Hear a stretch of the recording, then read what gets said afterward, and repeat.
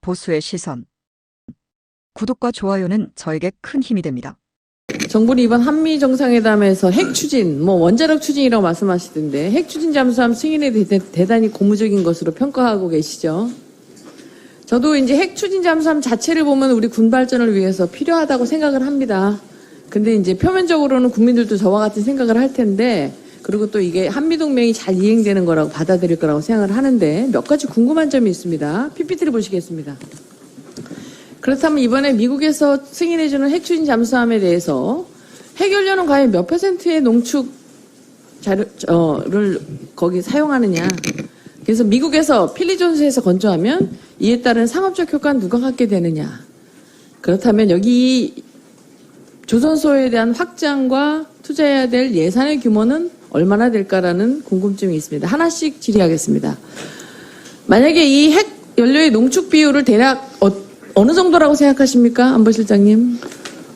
방식은 조금 더 농축도를 높여서 하는 방식도 있고 낮게 하는 방식도 있다고 하는데 대체로 20% 이하에서 할 수 있다고 하는 쪽입니다. 네. 지금 이제 20% 이내 우라늄에 대한 것을 갖는 것은 실제 애초에 이것이 우리가 이제 핵 추진 잠수함을 추진함에 있어서 가장 중요한 것은 그 핵 추진 잠수함을 갖는 것도 중요하지만 핵 추진 잠수함에 사용하는 연료를 재처리하고 농축하는 기술을 갖는 핵 잠재력을 갖는 것도 저는 우리나라 국민으로서 매우 중요한 요소였다고 생각하는데, 일본처럼 20%의 이런 농축 및 재처리 시설을 갖지 못하고 이걸 미국에서 제공받는다면은 지금 현재 한미의 팩트시트가 덜 되었다라고 하지만 이러한 20%는 실제로 지금 프랑스에서 20% 정도 3,000톤급을 사용하는 잠수함은 이제 그게 자꾸 폐기되고 있습니다.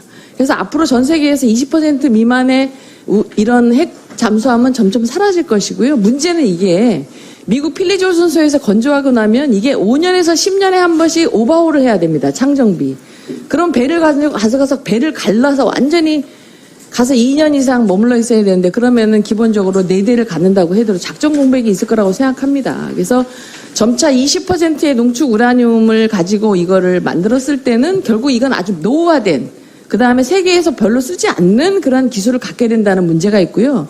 두 번째는 그러면 미국이 갖고 있는 버지니아급의 잠수함을 갖는다. 이건 약 90% 정도의 고농축 핵연료로 써야 되는데, 문제는 이렇게 쓰게 되면 우리가 가지려고 했던 장보고 배치 3 정도, 5,000톤급 정도를 쓰려고 했는데 이 버지니아급이 8,000톤급 이상입니다. 그런데 핵연료봉을 우리를 위해서 필리조선소에서 자신들이 만들어야 되는 버지니아급 사용하는 핵연료 말고 또다시 설계를 해서 작은 규모를 만들어 줄 것이냐. 그리고 이게 만들어지게 되면 8,000톤급이면 하나에 5조 5천억 원입니다. 호주도 2030년까지 잠수함 2척을 구입하는데 11조 5천억 원이 들고요. 더군다나 필리조선소에서 운영한다고 하면 20%라고 하면은 계속 운영 유지비가 많이 들 것이고 작전 공백이 있을 것이고 80%, 90% 이상의 이걸 만들어준다고 하면 우리가 가질 만한 수준보다 높은 수준의 잠수함을 건조함으로써 비용이 많이 든다는 것이라는 것입니다. 이 부분을 고민하고 계시죠? 네, 다 알고 있고요. 네. 저희가 지금 20% 이하의 농축도를 가진 연료를 쓸 것인지 아니면 40%대도 있고 90%대도 있는데 어떤 걸 쓸 것인지 정한 바는 없고요. 일단 미국하고 그 부분에서 승인을 받았습니다. 네. 그리고 미국에서 건조할 경우에 생기는 여러 가지 우려점을 적절히 잘 지적해 주셨는데요. 저희는 지금 미국에서 건조하는 것을 생각하고 있지는 않습니다. 네. 우리가 건조하는 걸 생각하고 있습니다. 네, 저는 제가 생각할 때 가장 좋은 방법은 지금 필리조선소 같은 경우에는 주로 상선을 만들든 방산시설이 아니기 때문에, 그 다음에 거기가 필라델피아 시내에서 매우 가깝기 때문에 과연 이게 핵 잠수함을 만들 만한 여러 가지 방어시설을 갖출 것이냐. 그럼 우리나라에서 건조할 때도 한다면은 이 산업효과라든지 기술 수준이라든지 향후에 이걸 우리가 수출하는 부분에서 우리나라에서 만드는 게 굉장히 좋기 때문에 이것이 한국에서 만들 수 있도록 하는 것이 좋고요. 두 번째는, 근데 문제는 2015년에 원자력 핵 협정을 과연 어떻게 통과할 것이냐.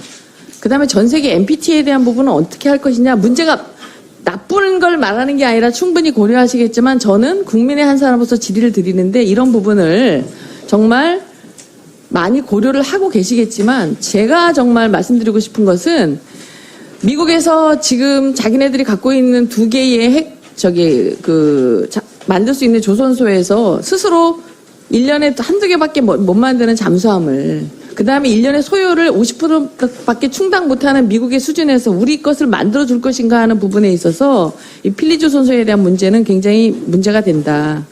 지난번에 PPT를 보여주십시오.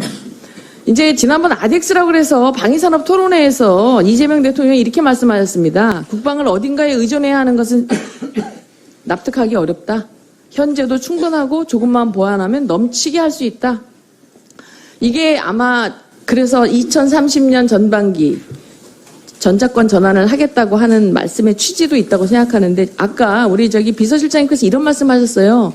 쌍방간에 해야 되는 관세 협상이 있어서 일방이 그걸 언제도 기한을 못 박는 건 어렵다라고 말씀하셨거든요.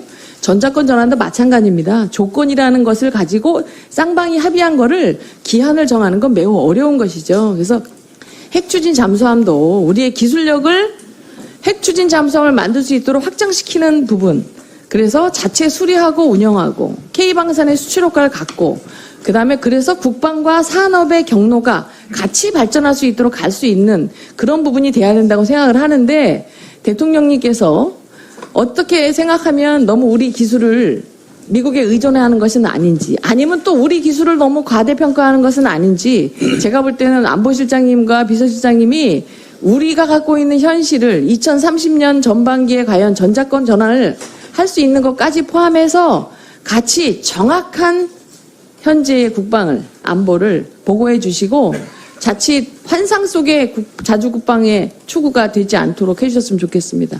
하실 말씀 있으면 답변해 주십시오. 네, 간단하게 말씀드리겠습니다. 우선 원자력 추진 잠수함에 대한 여러 가지 염려에 대해서 잘 들었고요. 감안해서 현실적이고 비용 대 효용이 맞는 그런 원자력 잠수함을 추진해 나가겠습니다. 아까 말씀하신 버지니아급은 우리가 추진할 필요가 없는 미국형 잠수함이고, 그거는 그러니까 이제 5조 몇천억이 들어가는 건데, 우리는 그보다는 훨씬 저렴한 우리에 맞는, 우리 수요에 맞는 잠수함을 추진하려고 하고, 또 우리가 한국에서 지으려고 합니다. 필리조선소에 잠수함 시설을 투자한다는 것은 현실적이지 않을 거고, 또 미국의 지금 말씀하신 대로 제너럴 다이내믹스 같은 데서 우리 잠수함을 지어달라고 하는 것도 현실적이지 않습니다. 미국 수요도 충족 못하는 사정이니까요. 그런 말씀을 드리겠고, 마지막으로 자주국방에 대해서는 여전히 우리는 한미동맹과 한미연합방위 능력에 대해서 아주 중시하는 입장에 서 있습니다만, 그 속에서 우리가 더 많은 역할과 기여를 하겠다라는 입장에서 자주국방을 강조하고 있습니다. 전자권 정환 문제에 대해서도 의원님 말씀하신 내용을 잘 감안하겠습니다. 여러분의 생각을 댓글로 남겨주세요.